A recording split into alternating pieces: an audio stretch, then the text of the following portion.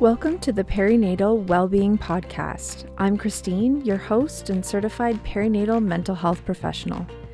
This podcast is all about authentic conversations. We want to open up the discussions around perinatal health and well-being, from mood and anxiety disorders to breastfeeding to grief and loss in the perinatal period, and everything in between. While this is not therapy or medical advice, it is the place where we are going to continue to open up the discussion around all things perinatal mental, physical, emotional, and sexual health to help reduce stigma and break down these barriers to support. Hi, Naomi. Welcome to the podcast. Hello. Thank you so much for having me yet again. Yes, I'm so happy to be here. It is the best podcast out there right now. Oh, thank you. Thank you. I'm so excited to have you here because we got so excited last time we were talking. And then we did. And then had a great discussion. And then we finished recording for the podcast and we got into another discussion. So okay, let's bring this to a podcast episode and put it out there. Yeah. So today we are going to talk about body image, but kind of focusing on your experiences, and then see where we go from there. But kind of also body image is a huge topic, but we're going to narrow it down a bit, talk about body hair, and amongst other things, but also how all this stuff, whether we struggle, whatever's going on for us in terms of our own body image and how that impacts us in the perinatal period and even impacts our parenting. Yes. Yeah. Oh, it's so juicy. Oh my God. So right? I'm so excited to talk about this today. And quick disclaimer for all the listeners out there, like Christine said, there's so many different facets of the body image complexity. There's all kinds of ways that the patriarchy has made people feel bad about their bodies or feel marginalized about their bodies. And today I'm coming from the very specific lens of body hair. I am a very hairy individual. I'm like owning that. I'm working on it. Like I told Christine a little earlier, I'm very much like still on this journey, but I am so excited to come on here and share this journey with you, the listeners. And for whoever out there also identifies as a hairy person, but also identifies as a woman in some way, shape, or form. And we've been told that those two cannot coexist. It's like the binary, right? It's like, if you're a woman, you can or can't do this. And I'm literally existing, flying in the face of that every single day. And so I'm excited to be on here and share my journey with that and hopefully inspire someone out there who's listening. My DMs are always open. So after the fact, if you want to continue the conversation or reach out to me, please do. Absolutely. And we will put all of your information in the show notes so that people can absolutely get in touch with you. And definitely you're so active on Instagram and it's so great. And so I definitely recommend checking out Naomi's Instagram because you put great content. You've talked about this. I was watching one of your videos and posts, reading your post about body image and body hair. And I was like, oh my God, yes. Like we got to talk about things, right? I'm very unapologetic. I bring the realness and that's what it's all about on my Instagram page. So if you're into that, come on over and join the party. Absolutely. Absolutely. I love it. So can you tell us your story and kind of what has shifted for you that got you on this journey? Yeah, absolutely. So I've always, since puberty, been a hairy person. And my mother was very keen on helping me fit in. That was always the big thing. She's an immigrant. And it was always about, fitting in, adapting, assimilating, And so the big thing to do as a woman, a girl, whatever, is to remove the body hair. So that's what I learned. That's what I started to do, all the things, right? There's myriad ways you can do it. And if I had tracked the amount of money that I've spent over X amount of years, removing body hair, it would be disgusting, honestly. Like I could buy a car, I could do so many things with that money. Yes. And not only the money, but like just the internalized messaging, like that, even the impact of that alone is massive. Just this constant messaging that if hair is showing, you're less than, or you're less desirable, or you're not worthy, like it's insane.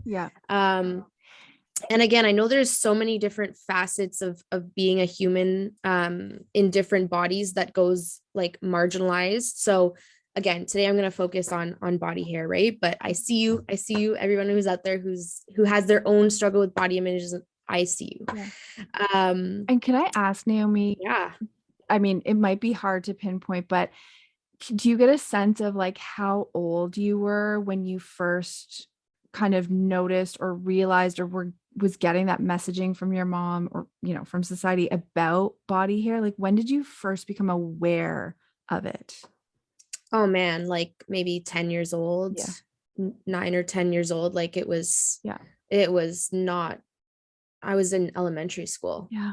And like, I got bullied. Like it was intense. Like even if I did shave my legs or whatever it was, my arms, I didn't shave, right?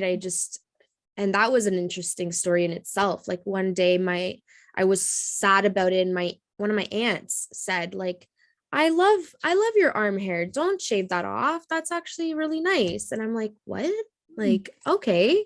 So it was like the first time and probably only time I have ever been actually validated in like my body hair acceptance from external sources, right? And yet it seemed confusing. What? Oh, yeah. Oh, okay. Right. Yeah. I can accept, a compliment or some validation about my body hair. Yeah. But somehow I still wasn't able to give that to myself. Like I wasn't able to do that for any other body part or anything. It's just a very strange occurrence. Maybe if I had more of that supportive acceptance, not maybe, like definitely, if I had more of that, then I would have not hated myself and my body so much for so long. So years and years of this kind of conditioning and training myself, like hygiene and, how often and how to, what's acceptable, what's not. And the turning point when my daughter, when I birthed my child, it's so insane that birth was the actual turning point. That is like, I can't even believe that is how it happened, but that is how it happened. Like the last time I shaved my legs was before the birth, because I thought, oh, I don't want them to see my hairy legs. Like, Yep. And how many listeners and people out there have had that thought, but with like pubic hair or whatever, right? We're terrified of our medical providers seeing our bodies in their natural state. Like, how can we even?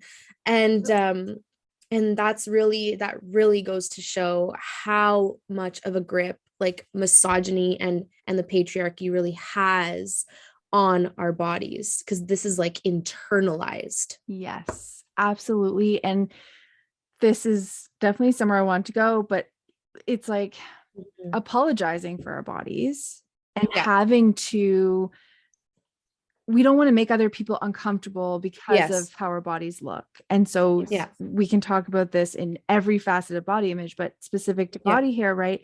For like all my OB appointments and where I knew I was getting a check or, delivery, of course, like my legs had to be perfectly shaved, even though by that point it was like so hard to shave my legs because of my bump, but like, had to get waxed, had to, not body hair related, but had to have a pedicure so that my feet looked nice, so that I didn't, bother the nurses and medical providers, because God forbid I should make anyone feel uncomfortable with like toenails that weren't painted perfectly. And that goes deeper into this idea of like hygiene and these things that we've been taught to do. If we don't do them, we're like dirty or unkempt or like wild. Like, oh my goodness, let's not be wild humans. Like we better. Oh my goodness. It's just like, that's where a lot of the shame comes from, is this idea that we're somehow dirty or unworthy if we don't look or present a certain way. Yes, absolutely. And then when we're conditioned to think that about ourselves, we are also conditioned to think that about other people. Right. And then that's how, in general, in society, we can perpetuate these stereotypes, these damaging, ways that we're socialized. And of course, this all contributes to these billion-dollar industries that are thriving off of our body shame. Like you said, how, like, you don't even want to calculate how much you've spent on removing body hair. Right. It's a lot. It's a lot. And it comes into the perinatal world, because like you said, we go to these medical appointments and we're already worried, and then we wonder what it means about us as a parent, like we have these thoughts about, well, if I look a certain way, what are people going to think about me or my ability as a parent? And if you think about, so I tend to get very hyper logical. Thank you, ADHD. But and so it's like, if you think about it in a hyper logical way, body hair or leg hair, just take one, body part, leg hair, and your ability to parent. Like, what? Like, how is that even related? So can you speak more to what you felt becoming a parent who has body hair? Like, how did that impact you? So I'll first talk about why I did the change and how to like accept myself a bit more and be more authentic at birth, was especially because I was presented with, a daughter, a baby who was a female, and that did play a role in it. Like, I'm gonna be honest, the thought of raising a daughter was important to me, that I be a very good role model for her. No matter how she identifies later in life or whatever, I wanted to be a very good role model of body, like loving our body and loving ourselves. And I just realized, like, I can't do that if I'm not living it. Like, I cannot teach authenticity if I'm not being authentic myself.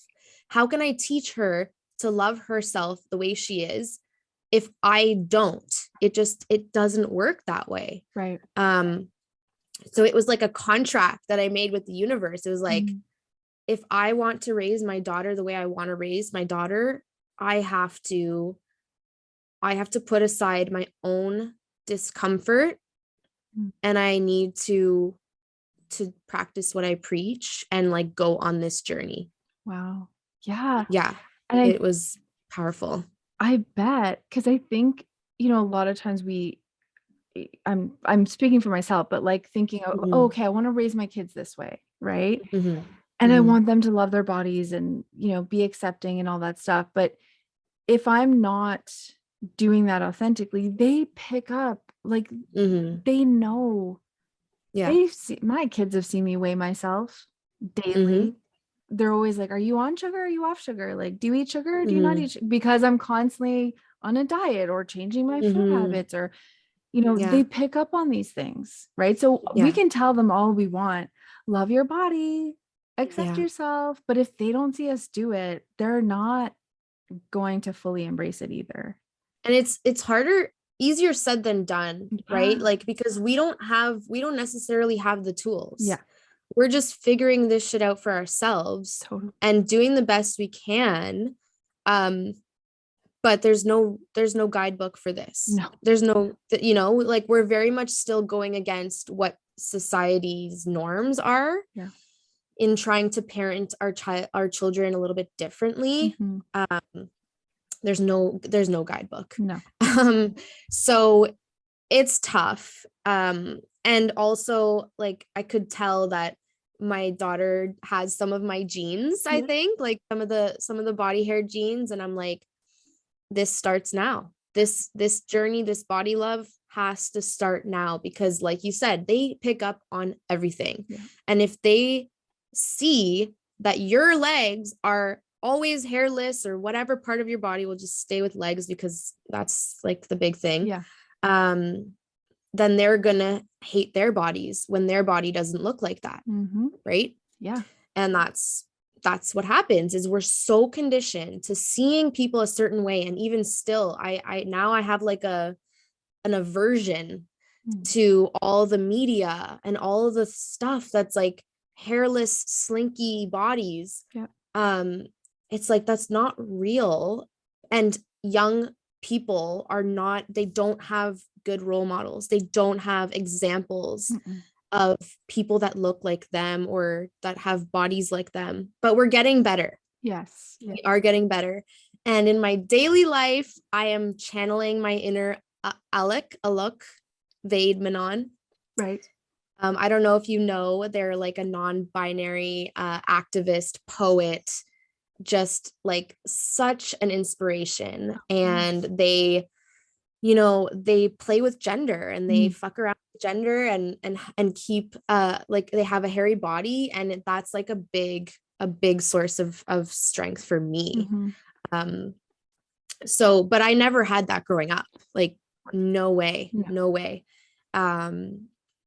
And so, so it's been a journey. I'm like very much still on it. I've been like bullied even as an adult who has chosen to keep their body hair. There have been like passing remarks, and there's like staring and like little, like staring and whispering. And there's so much hate. There's so much hate for people who seem like women, and like body hair is just not, it's just not acceptable. Right. Not conforming. Yeah.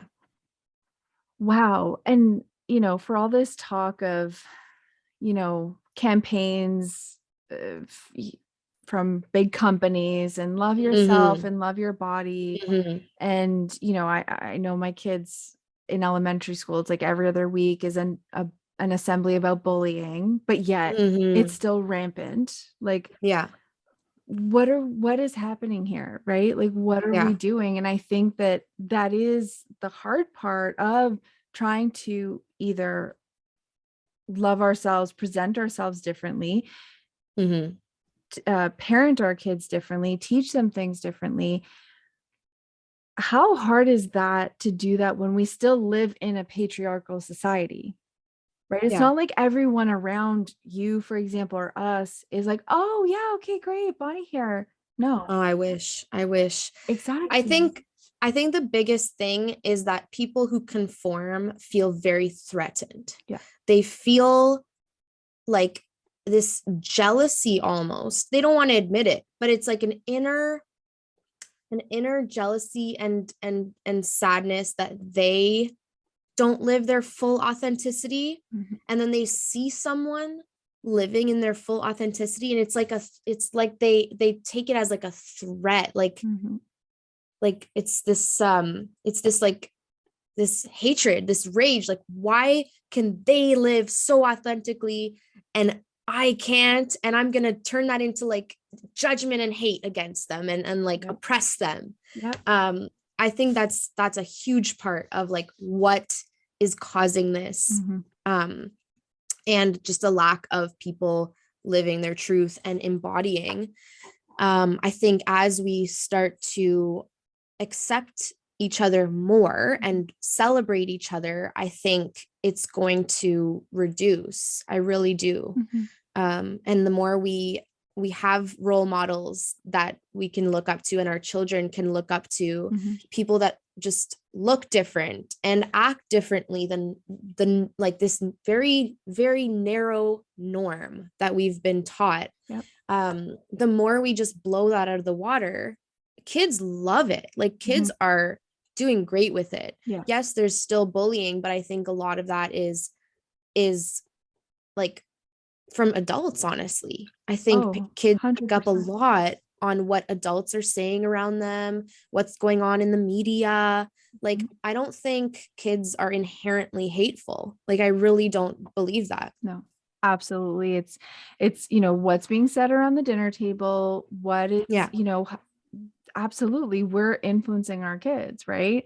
Yeah. We get our family values from our family of origin and, you know, Yeah. all those things. So when they're young like that, you know, they are picking up on what we say and our attitudes and our beliefs. And speaking to that, I think what I struggle with as a parent, speaking from my perspective, Mhm. of trying to do things differently, but still living in a patriarchal society, you Yeah. know, Yeah. is so frustrating and so hard Yeah. because my Yeah. kids will come home and like Mhm. talk in ways that we don't talk in our house, Yeah. say words that we don't say in our house. And so Yeah. that's really hard too, that lack of Yeah. control when you send them out to the world and then they come back bringing all this shit with them. Yeah. That is like not what we're trying to teach, you know? So that's Yeah.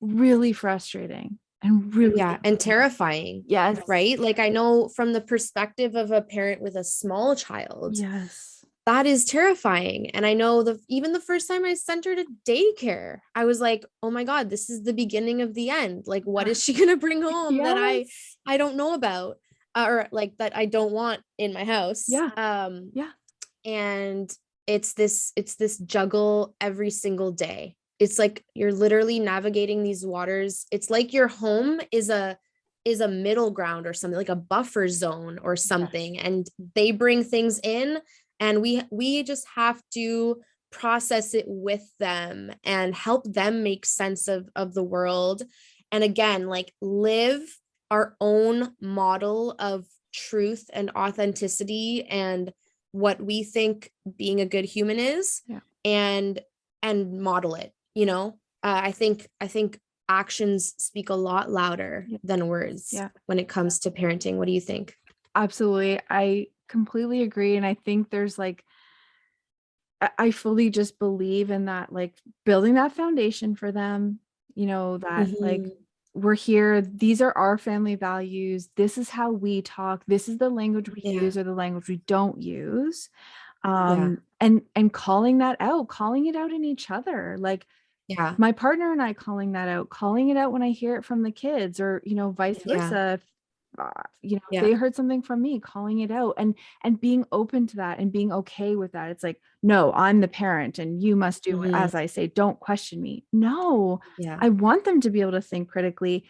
And of course, they're, you know, mine are, two of them are in the teen years and they're trying to figure their Mhm. shit out. And who am I in this Mhm. world without my parents, you know, Mhm. and what are my values and all that stuff. And I'm just hoping that they come out the other side as an Yeah. adult, having that base of care and love and compassion for everyone, Yeah. I just pray. I don't know. That's all I Yeah. can do is hope that they come out the Yeah. other side holding on to that, Yeah. and take what they need. I think you made a good point too about calling it out, Mhm. like not only in your own home, but within interactions with extended family Yes. or whoever, either, calling people out on their shit that they're being offensive about in front of your kids and modeling like what that's like to do it respectfully, but if need be, like to be really stern and really serious about things. Yep.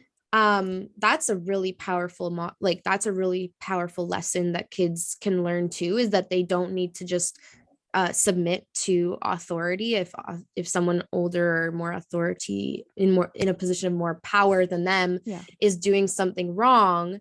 It's important that we're teaching our kids that it's okay and good to question and to challenge. Yep. So that's a big one too. And also like having conversations after the fact, not just leaving it at that, being like, yeah, remember when uncle this so and so said that, that, how did that sit with you? For me, that didn't feel right.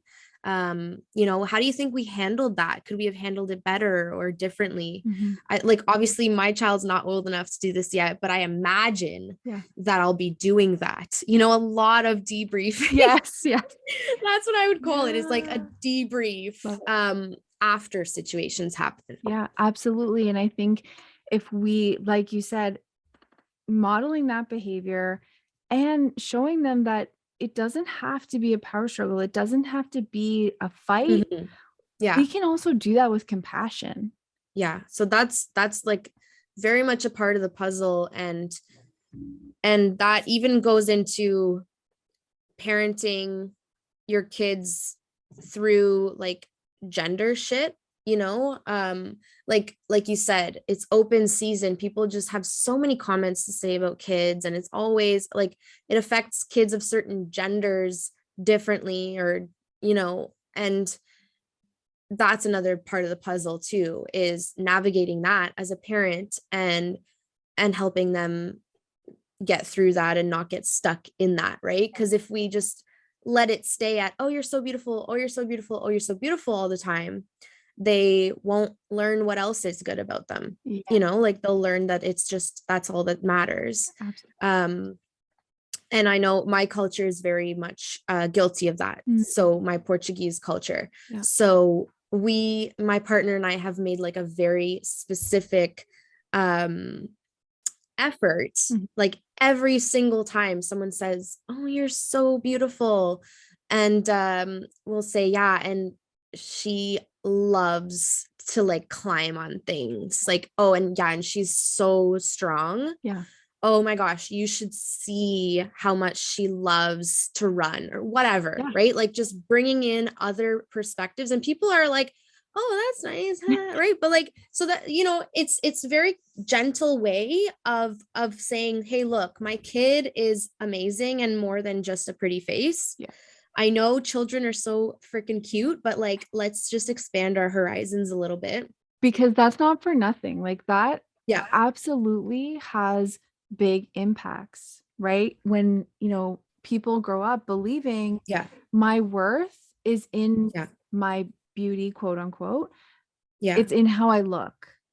And Mhm. so God forbid if you grow up and you don't look like the people on magazine covers, or Yeah. you have more body hair than other people, or Yeah. whatever, you look differently, you want to present differently, then that whole illusion about what people have told you your worth Yeah. is Oh my God. Yeah. shattered. And that's Yeah. devastating. Yeah. Right? Yeah. Absolutely. Like, and we're very intentional about that. And Yeah. there's a great recommendation for a book, if anyone's interested. It's called Redefining Girly.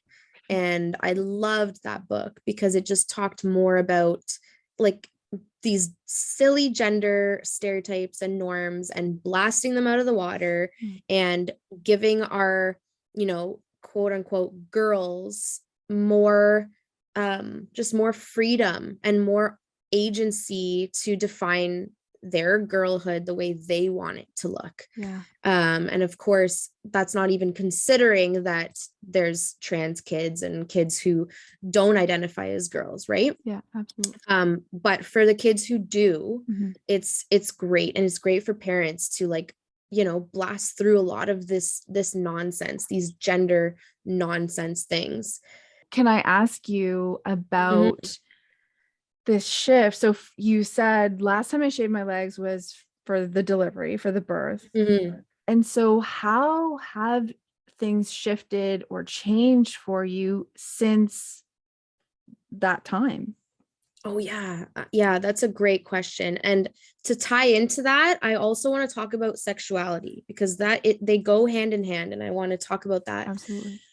So, you know, in new parenthood, specifically, you know, for people who identify as women, mothers, there's this myth of, you know, you lose your sexuality, you're not allowed to be sexy anymore. You now have to be like a Virgin Mary mother. We've been socialized, and there's been a lot for a long time that thinking that women are only sexual when they're reproducing. That's the only time they need That's to the be only sexual, acceptable time. right? Yeah. And then Yeah. that's it. Shut it down. Yeah. Yeah. Right? Absolutely. Yeah. Yeah. Or they ask you when you're having your next child, but like don't even be sexy or sexual or anything. No. It's so much. It's so much. Yeah. So there's that happens, that like this societal BS of that, right? And then on top of that, I'm navigating my body hair and like how I've been told my whole life how like body hair is disgusting and not sexy. So finding like, you know, my sexuality again and connecting with feeling sexy and beautiful, that was hard. That was like, you know, from two ends, like I'm getting just smashed. And thankfully my partner like super supportive, which makes a big difference, because I think that's one of the biggest problems that people face, is when their partner has opinions about their body, you know, or just comments or microaggressions. Like all of these things count and really hurt us inside, and really like make us do things, you know. And so I'm very happy to say that like my partner was very supportive. Even went like so far as to say they love it, you know, they love my body how it is, they love, you know, the way I'm accepting myself, it's very sexy, like so that really helps when you can have a partner who like helps you on that journey. That is super helpful. Absolutely. And then another thing was the counselor that I was seeing at the time mentioned like starting off in like an anonymous way, almost like through social media, of speaking your truth, but not necessarily like from an anonymous way, like not showing your face, but like posting your story, posting your truth, and just learning how to do that, you know, because sometimes we literally don't even, we're terrified of putting our truth out there. We're so used to hiding it. We're so used to like masquerading or shaving or just erasing, whatever it is. And so I kind of did like a phase in approach in the beginning where I made a social media account that was all about body hair.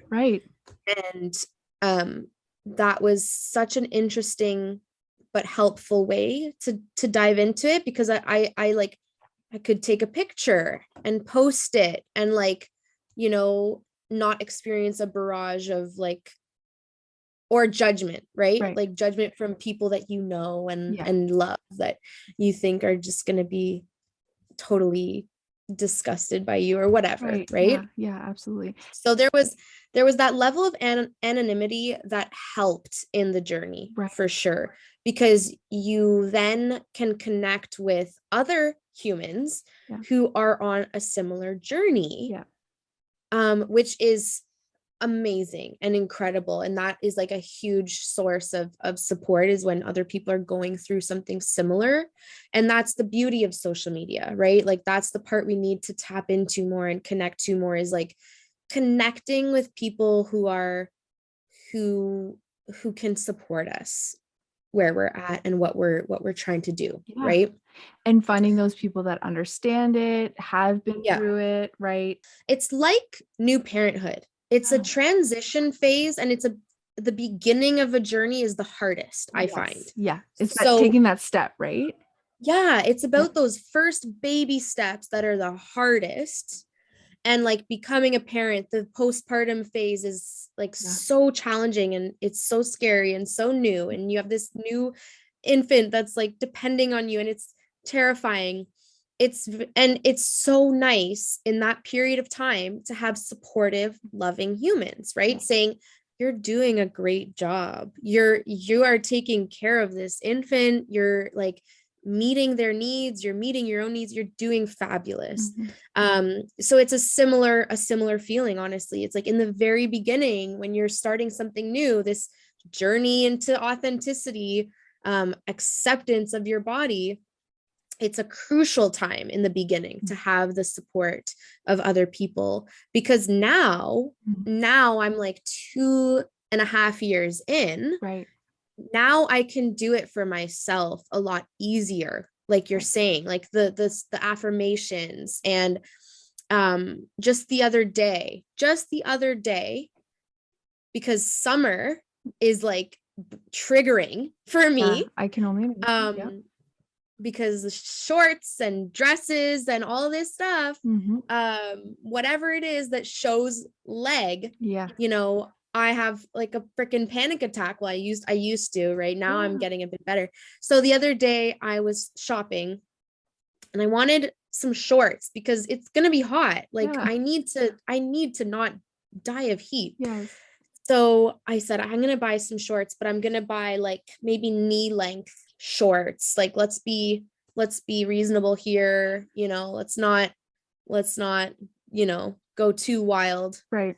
And I was trying on these jeans and these shorts, and I was like, okay, yeah, I think these are nice. These are fine. Like, yeah, cool. But like the inside of me was like, I don't feel my age. I don't feel young and sexy the way I want to. Like, okay, I'm not talking about like, going wet and wild, but like, I just want to be able to enjoy my body and enjoy the weather and not overheat. I want to try the shorter shorts. Let me just try them. Right. And I ended up like loving them. Right. And I was like, oh my God, this is way more body hair than I was prepared to show. Yeah. Oh man. Like, what, what was that like for you? A whole thing where I had to like coach myself and talk myself through it. Yeah. And like, it was literally a coaching session in that change room. Right. I probably was even speaking out loud. If someone was there, they probably would have heard me. Yeah. I'm like, and they were probably like, oh my God, yeah, okay, I need to also coach myself, right? Oh my God. I can only hope that some of what I do like inspires others. Absolutely. Because I'm doing it for me, and I'm doing it for my child mostly, but also I hope it does inspire someone out there. But especially in the Portuguese and European culture, it's like it's very much still like that oppressive, misogynistic, patriarchal model. So it was in Portugal that I was doing this, and the store clerks, I'm like, oh my God, what are they gonna think? What are they gonna say to me? What judgment am I gonna have to endure right now? and remember, like, we're already judging ourselves. Yes. So not only are we like so used to judging ourselves, we're terrified of how others are going to judge us as well. So it's this whole battle. But it comes down to, and I've been working on this for 2.5 years. It comes down to, I deserve to feel good. I deserve to look good. I don't want to be 80 years old and look back on my life and say, why did I cover up my body when I shouldn't have, or when I didn't really want to? Like, what a shame, right? Like, why did I do that to myself? Why did I repress myself for other people's comfort? Like we talked about in the beginning. It was also, you got to just fake it till you make it a bit. Like, if you act confident, people will be less likely to fuck with you. Yeah. I'm like, you know what? Own it. Yep. Just get into this no fucks given, unapologetic vibe. Yep. And own it, and you'll be happier and better for it than if you cower in like get like self-conscious. So like, I'm not gonna buy these shorts and then never wear them, or like wear them and like literally put my sweater like over my legs. Yes. Like, you gotta just do it, jump in. And so it was a hot day. I fucking wore the shorts out of the store. Nice.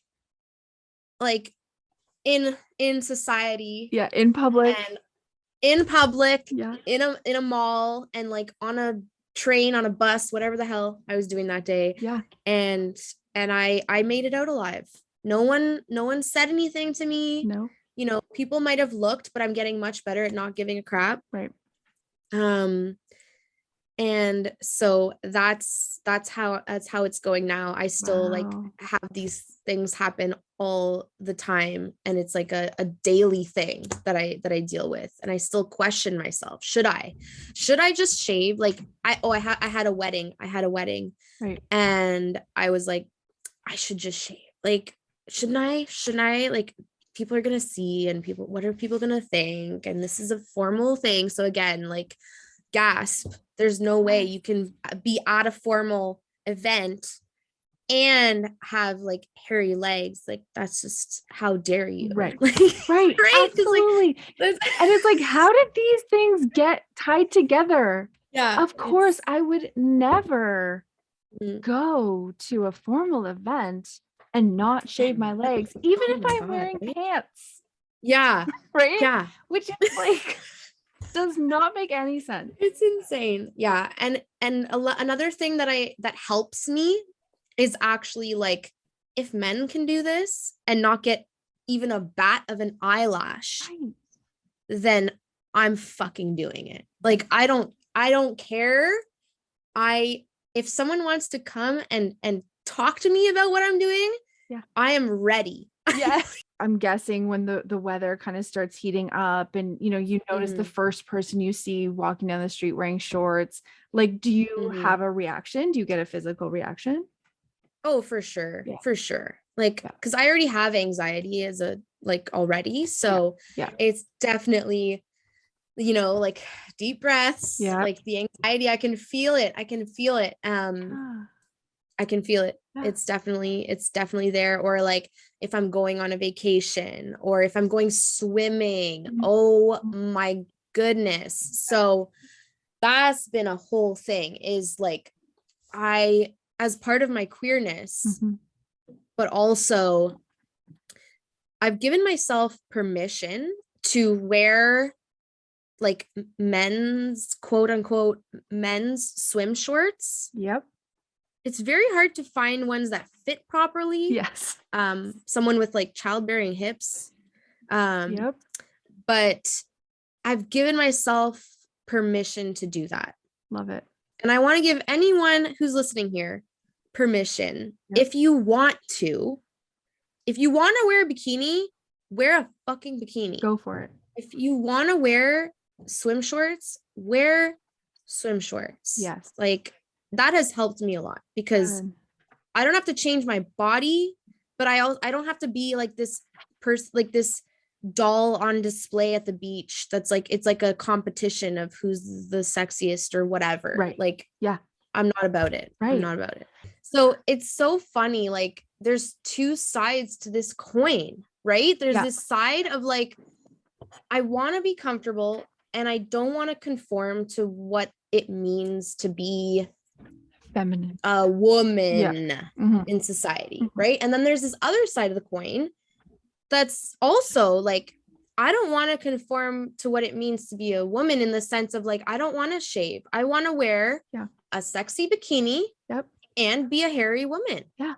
You know, so there's two sides to this coin and it's beautiful. That's why I love this conversation because we don't get any of these sides of the coin ever talked about. Right. So it's like, we're having this phenomenal conversation that someone listening will identify in some way on some side of the equation, or maybe both. Yeah. Because we are complex beings and I have existed on both sides of this equation. Same. Right? Like my story about the short jean shorts, but then wanting to wear, you know, men's swim shorts to the beach, whatever. Yeah. Yeah. And I don't know these people. They don't know me. I'm never going to see them again. Their opinion literally means nothing, absolutely nothing to me. Yeah. Which is such a freeing thing to do for yourself. Like that is huge. Yeah. And that relates a lot to like parenthood as well, because other people are going to have opinions and you have to decide that other people's opinions just doesn't matter. Yes. Unless they're like a doctor that you care about their opinion, or someone that you specifically care about their opinion. Yeah. It doesn't matter.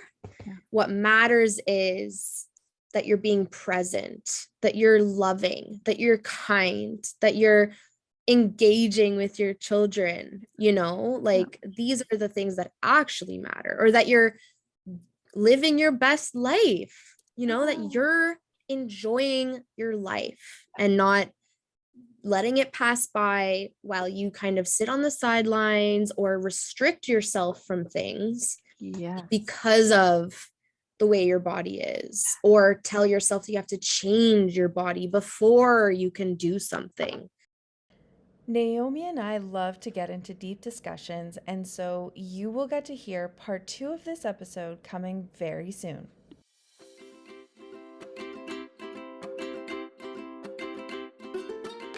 Thank you so much for listening to this episode. Please share this podcast with any of your friends or family members who may benefit from it. If you feel you are experiencing any of the symptoms or issues that we discussed today, please reach out to any one of your supports or go to perinatalwellbeing.ca for more information, blog posts, podcast episodes, and ways to connect with us. Check out our new episode every other Monday.